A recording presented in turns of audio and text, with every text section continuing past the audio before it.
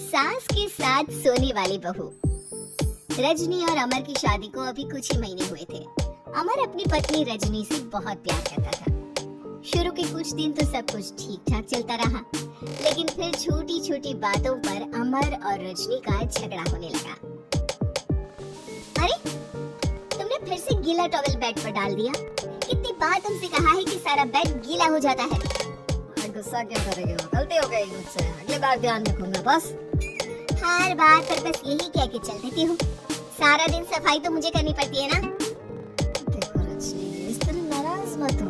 मैंने कहा ना, मैं ध्यान रखूंगा आगे से। और फिर रात के वक्त रजनी अपना बिस्तर उठाकर बेडरूम से बाहर जाने लगती है। अरे क्या हुआ रजनी? सुबह वाली बात पर अभी तक नाराज हो क्या? नहीं, ऐसी कोई बात नहीं है। तो फिर तुम अपना बिस्तर लेकर कहाँ जा रही हो? मैं मम्मी जी के कमरे में सोने जा रही हूँ। मम्मी जी अकेली है ना। कैसी बात करती हो रजनी? शादी के बाद लड़कियाँ अपने पति के पास अपने बेडरूम में सोती हैं। सास के पास कौन सोता है? मैंने कहा ना, मेरा मन कर रहा है इसलिए मैं मम्मी जी के पास सोने जा रही हूँ। अरे रजनी, मेरी बात तो सुनो यार। मेरा भी तो मन करता है ना तुमसे प्यार करने का, तुम्हारे साथ रहने का। ऑफिस से थका हारा आया हूँ और तुम मम्मी जी के पास सोने जा रही हो। देखो, मुझे आज अपनी सास के पास सोने का मन है और मैं जा रही हूँ। इतना कहकर रजनी अपनी सास के साथ सोने के लिए उनके कमरे में चली जाती है। रजनी बेटा, तुम यहाँ? मम्मी जी, क्या मैं आपके पास सो सकती हूँ? हाँ हाँ बेटा, क्यों नहीं, बिल्कुल सो सकती हो। लेकिन सब ठीक तो है ना? अमर के साथ झगड़ा हुआ है क्या?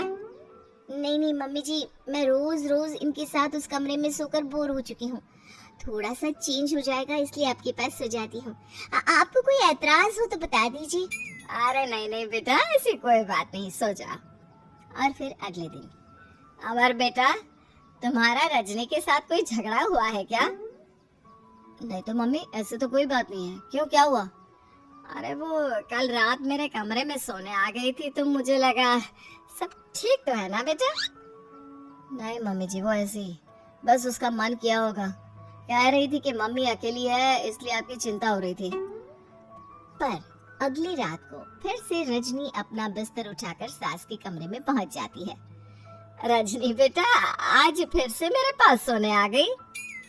मम्मी जी, आपको मेरा अपने पास आना अच्छा नहीं लगता?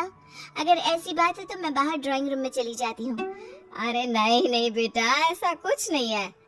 पर अमर अपने कमरे में अकेला होगा ना? अरे तो वो कौन से 6 महीने के छोटे दूध पीते बच्चे हैं, उनको डर थोड़ी ना लगता है। इतने बड़े हो गए हैं, 1-2 दिन अकेले सो लेंगे तो कुछ बिगड़ नहीं जाएगा। और इस तरह फिर तो ये रोज की बात हो गई। रजनी रोज अपना बिस्तर उठाती, अपनी सास के पास आकर सो जाती। सास उससे कुछ इसलिए नहीं कहती है क्योंकि उसे लगता है कि बहू बुरा मान जाएगी। एक दिन सुबह सुबह, माँ मेरे लिए चाय बना दो, ऑफिस जाने का टाइम हो रहा है। अरे बेटा, तो रजनी से क्यों नहीं कह देते? मुझे उससे बात करने का बिल्कुल भी मन नहीं है। अरे आखिर क्या बात है बेटा, तुम इतने उदास क्यों लग रहे हो? देखो ना माँ, आजकल रजनी का बिहेवियर मुझे कुछ समझ में नहीं आ रहा। रोज रात को आपके पास आकर सो जाती है। अगर उसे मेरी परवाह नहीं तो मुझे भी कोई फर्क नहीं पड़ता। अमर गुस्से में ही घर से ऑफिस चला जाता है। ये देखकर सास बहुत दुखी हो जाती है। और फिर अगले दिन, मम्मी जी, मैं आ गई आपके पास सोने। हाँ बहू, सो जाओ। पर वो क्या है ना, आज मेरा पुरानी फिल्में देखने का बड़ा मन कर रहा था। कोई बात नहीं, सो जाओ, मैं पिक्चर देखती रहूंगी। ठीक है मम्मी जी। रजनी की सास तेज आवाज में अपने कमरे में टीवी चलाकर रखती है। इसकी वजह से रजनी को नींद नहीं आती, लेकिन वो पूरी रात करवट बदल बदल कर सोने की कोशिश करती रहती है। सास को लगता है कि अब रजनी उसके कमरे में सोने नहीं आएगी, लेकिन अगली रात फिर रजनी उसके कमरे में सोने के लिए पहुंच जाती है। मम्मी जी, मैं आ गई। अरे बेटा, मुझे लगा कि कल तुम ठीक से सो नहीं पाई थी। जाओ अपने कमरे में आराम से सो जाओ ना बेटा। अरे नहीं मम्मी जी, कोई प्रॉब्लम नहीं है। इतना कहकर रजनी फिर से अपनी सास के कमरे में सो जाती है। आधे घंटे बाद, बेटा जरा मेरे पैरों पर तेल तो लगा दे।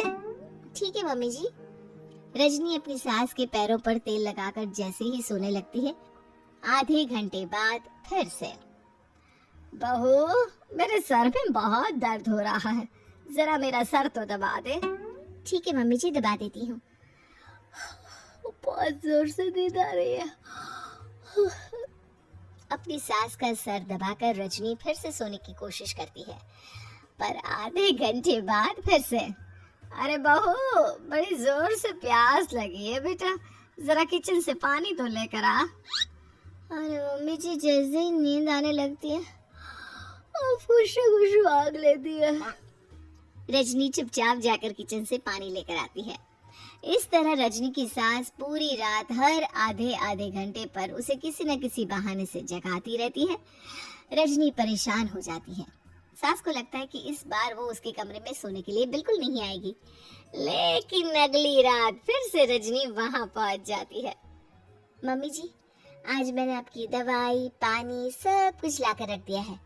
अब आप प्लीज चुपचाप सो जाइएगा और मुझे भी सोने दीजिएगा।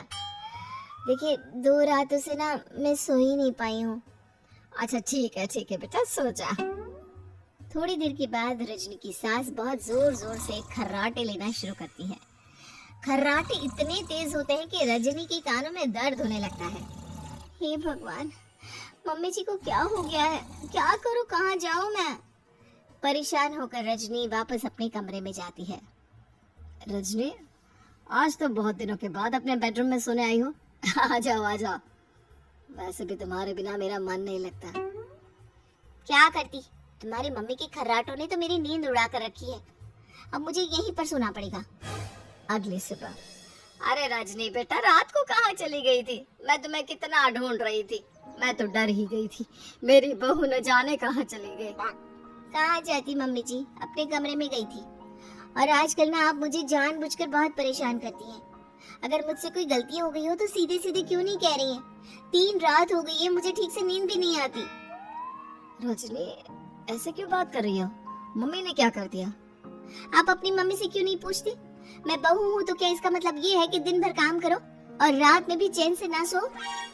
रजनी बेटा, बड़ी नादान हो, इसीलिए तो जानबूझकर मैं ये सब कर रही थी ताकि तुम अपने पति के पास जाकर अपने बेडरूम में सो जाओ। शादी को सिर्फ 6 महीने हुए हैं और तुमने मेरे कमरे में आकर सोना शुरू कर दिया। यह तुम्हारी शादीशुदा जिंदगी के लिए अच्छी बात थोड़ी ना है बेटा। मम्मी, तो क्या आपने जानबूझकर ये सब किया था रजनी को समझाने के लिए? अरे तो और क्या करती, दुनिया की पहली बहू है ये जो पति को छोड़कर सास के साथ सोने चली थी। इसीलिए मुझे इसके लिए थोड़ा बुरा बनना पड़ा।